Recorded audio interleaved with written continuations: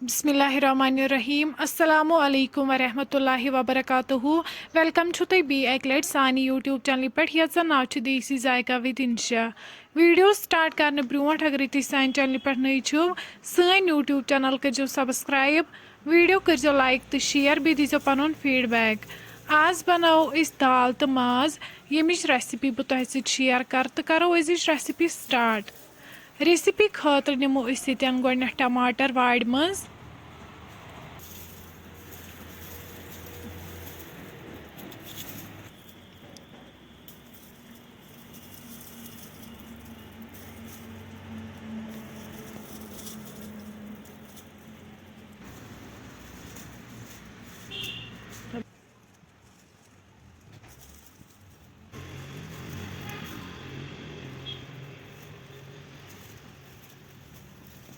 तुम हेक्यो वुच टमाटर मकल मे ये कड़ित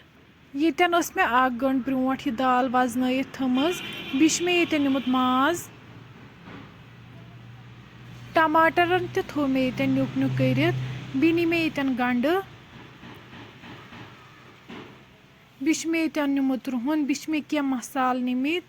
सब्ज ٲl बड़ ٲl दालचीन रोंग तो मरच ये मे बेसिक इंग्रेडिएंट्स तैयार दाल तो माज बनाने खतर अम पे थो वन दानस पे प्रेशर अत मज त्रो वन तेल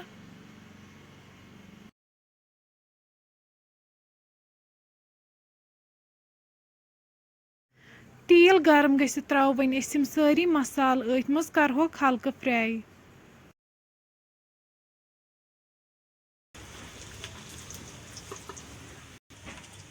अम पे त्रो वन तथ मज गंड तो रुहन करहोन असल पे फ्राई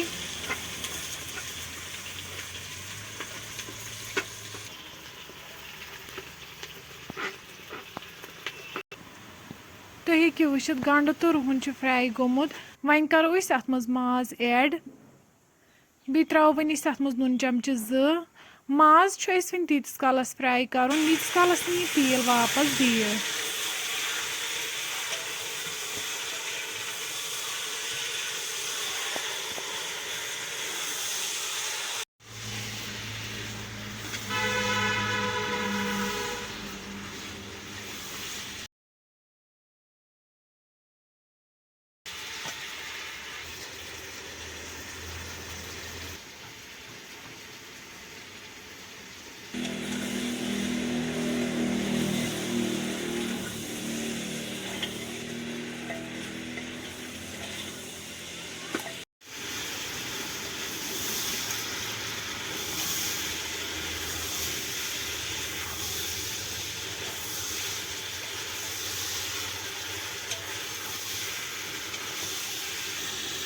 तुम हेक्यो वुचित माजन दुत ये तेल वापस वन त्रो अत मज आब कप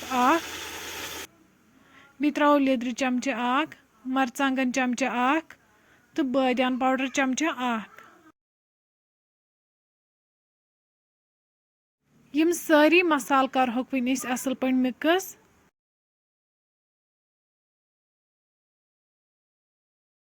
वन त्रो अत मज आब 1 लीटर पे थो वन लिड बंद यीस कालस अत ग्रेख यी 5 मिनट बाद तुलो वन लिड थोद तुम हेक्यो वुचित अत आमज ग्रेख वन करो अत मज दाल ऐड बे करो टमाटर दाल तो टमाटर अलाव वन माजस सत असल पे वन करो लिड अत बंद दिमहो 2 to 3 विसल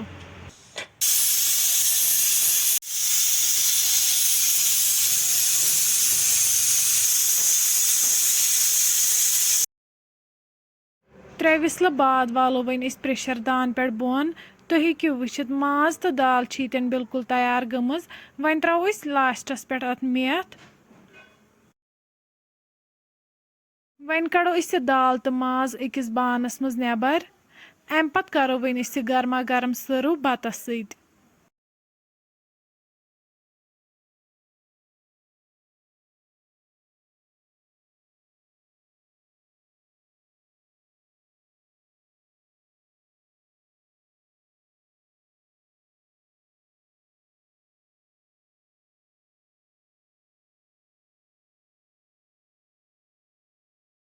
फ्रेंड्स अगर तुम सोन अजुक वीडियो पसंद आमुत सन यूट्यूब चैनल करो सब्सक्राइब वीडियो करो लाइक तो शेयर भी दीजो पन फीडबैक। अल्लाह हाफिज़।